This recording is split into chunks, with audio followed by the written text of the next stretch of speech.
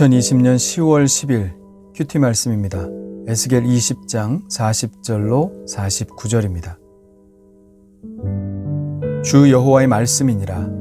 이스라엘 온 족속이 그 땅에 있어서 내 거룩한 산 곧 이스라엘의 높은 산에서 다 나를 섬기리니 거기에서 내가 그들을 기쁘게 받을지라. 거기에서 너희 예물과 너희가 드리는 첫 열매와 너희 모든 성물을 요구하리라.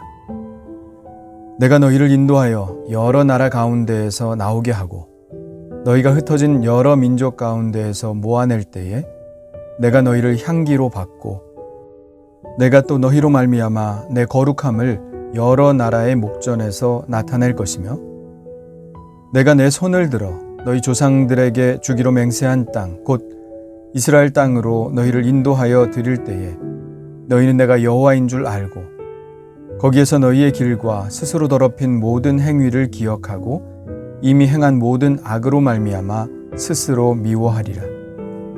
이스라엘 족속아, 내가 너희의 악한 길과 더러운 행위대로 하지 아니하고 내 이름을 위하여 행한 후에야 내가 여호와인 줄 너희가 알리라. 주 여호와의 말씀이니라. 여호와의 말씀이 또 내게 임하여 이르시되 인자야, 너는 얼굴을 남으로 향하라. 남으로 향하여 소리내어 남쪽의 숲을 쳐서 예언하라. 남쪽의 숲에게 이르기를 여호와의 말씀을 들을지어다. 주 여호와께서 이같이 말씀하셨느니라. 내가 너의 가운데에 불을 일으켜 모든 푸른 나무와 모든 마른 나무를 없애리니 맹렬한 불꽃이 꺼지지 아니하고 남에서 북까지 모든 얼굴이 그슬릴지라. 혈기 있는 모든 자는 나 여호와가 그 불을 일으킨 줄을 알리니 그것이 꺼지지 아니하리라 하셨다 하라 하시기로 내가 이르되 아하 주 여호와여, 그들이 나를 가리켜 말하기를 그는 비유로 말하는 자가 아니냐 하나이다 하니라. 아멘. 20장의 네 번째 단락입니다. 지금까지 에스겔은 이스라엘의 반역의 역사에 대해서 서술을 했는데요. 당연히 반역에 대한 대가가 있어야 하겠죠. 그렇지만 하나님은 언제나 거기에서 끝나지 않으십니다. 어제 본문에서도 언약의 줄로 맨다는 표현이 있었던 것처럼 하나님의 징계가 끝난 후 회복해 하시는 하나님의 은혜에 대해서 이야기하고 있습니다. 오늘의 말씀을 읽으면 부모님이 자식을 혼낸 후 안아주시며 토닥여 주시는 것과 같은 느낌을 받게 되죠. 이스라엘의 죄에 대한 징계가 끝나면 어떤 일이 벌어질까요?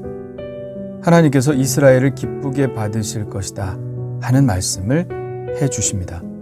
40절입니다.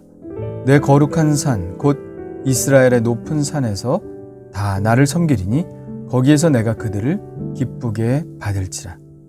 41절에도 내가 너희를 향기로 받고 라고 말씀하고 있습니다. 물론 그들이 하나님께 드리는 제물을 받으신다는 말씀도 있지만 이 말씀은 그들이 드리는 제물을 받으신다는 것이 아니라 그들 자체를 하나님께 드리는 제물로 받으시겠다는 말씀입니다. 이 말씀을 통하여 알 수 있는 것이 있는데요. 우리가 하나님께 예물을 드릴 때 하나님은 그 예물을 받으신다기보다는 우리 자신을 받으신다는 것을 알 수 있습니다. 하나님은 예물을 드리는 사람과 예물을 분리하지 않으십니다. 예물을 드리는 사람이 온전하면 예물도 온전한 것이고 예물을 드리는 사람이 온전하지 못하면 예물도 온전하지 못함으로 받지 않으시는 것이죠. 언젠가 그런 뉴스를 들은 적이 있습니다. 영국 구세군에 거액의 기부금이 들어왔는데요. 구세군에서 그 기부금을 거부했습니다. 알고 보니 그 기부자는 로또에 당첨되어서 그 11조를 구세군에 기부한 것입니다. 구세군에서는 고민을 좀 했습니다. 적지 않은 돈이었기 때문이죠. 진지하게 회의를 한 결과 그 기부금을 받지 않는 것으로 결정을 했습니다. 왜냐하면 그때까지 구세군은 로또와 같은 것은 건전한 노동을 통한 수익이 아니기 때문에 죄로 간주하고 금지했기 때문이죠.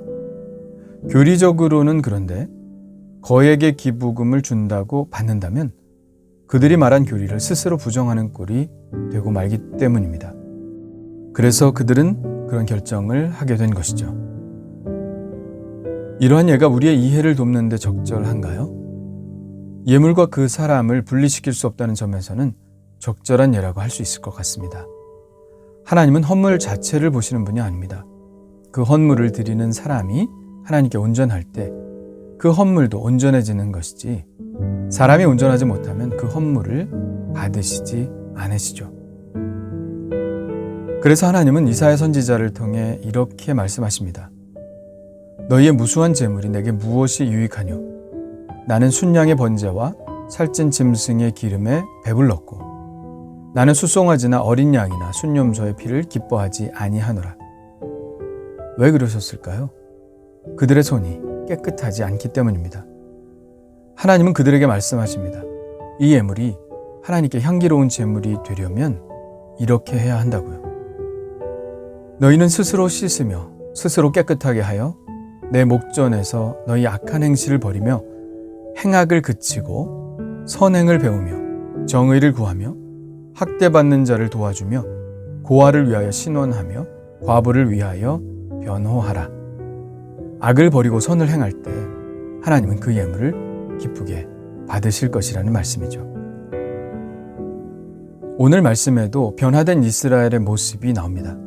42절입니다. 내가 내 손을 들어 너희 조상들에게 주기로 맹세한 땅, 곧 이스라엘 땅으로 너희를 인도하여 드릴 때에 너희는 내가 여호와인 줄 알고 거기에서 너희의 길과 스스로 더럽힌 모든 행위를 기억하고 이미 행한 모든 악으로 말미암아 스스로 미워하리라. 이스라엘은 그들의 잘못된 길과 더럽힌 모든 행위를 기억하고 그 악 때문에 스스로를 미워하게 될 것입니다. 자신들의 잘못을 철저히 회개하고 하나님께로 온전히 돌아올 것이라는 말씀이죠. 그럴 때에 하나님께서 그들을 기뻐 받으시고 그들의 재물을 향기롭게 받으신다는 것입니다. 그런데 그들이 그렇게 회개하게 되는 계기가 있습니다.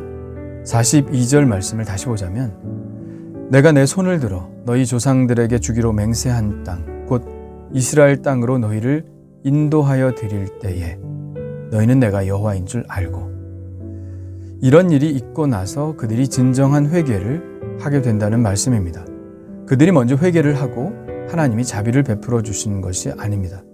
그들의 불순종과 그들의 불신실에도 불구하고 하나님께서 당신의 거룩하심과 당신의 명예를 위해서 그들을 다시 약속의 땅으로 인도하여 드리실 것이고, 그럴 때 그들이 하나님의 자비하심을 알게 된다는 것입니다.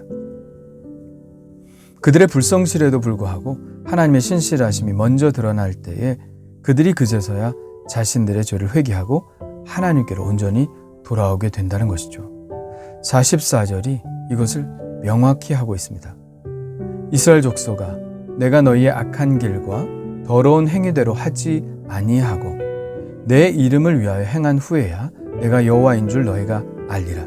주 여호와의 말씀이니라. 우리는 하나님이 벌을 내리신다고 정신을 차리는 사람들이 아닌 것 같습니다. 우리의 변화는 정말 감당할 수 없는 사랑을 받을 때 그때 변화되는 것 같습니다. 길 가던 나그네가 바람이 아니라 햇볕에 그 옷을 벗는 것처럼 심판이 아니라 사랑이 우리를 변화시키는 것 같습니다. 그래서 그 강팍한 마음을 변화시키기 위해 우리에게 예수님께서 오신 것 아니겠습니까? 예수님의 그 과분한 사랑이 아니었으면 우리는 변화될 수 없었을 것입니다. 요한 1서의 말씀과 같습니다. 우리가 사랑하면 그가 먼저 우리를 사랑하셨습니다. 우리가 하나님을 지금 예배하고 하나님께서 우리의 예배를 받으시는 것은 우리가 예수 그리스도의 십자가에 감동되어 하나님께 돌아왔기 때문입니다. 우리의 신실함 때문에 우리를 받으시는 것이 아니라 예수 그리스도를 통해 나타난 하나님의 신실하심이 우리의 죄를 덮었기 때문입니다. 우리가 어떻게 하나님께 기쁨이 되는 존재가 될 수 있었겠습니까? 우리가 어떻게 하나님께 향기로운 봉헌 예물이 되겠습니까? 오직 예수 그리스도의 은혜입니다.